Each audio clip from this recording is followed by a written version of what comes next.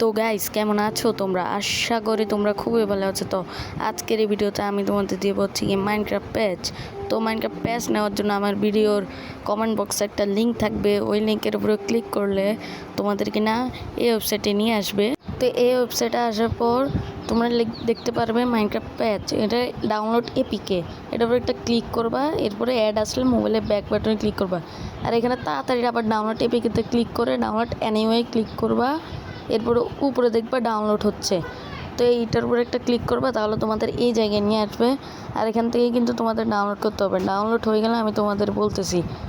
তো দেখতেই পাচ্ছ আমাদের লিঙ্কটা কিন্তু ডাউনলোড হয়ে গেছে। এখন এটার উপরে ক্লিক করে তোমরা এই ইনস্টল বাটনটাতে একটা ক্লিক করবে, এরপর এখানে ইনস্টল হবে।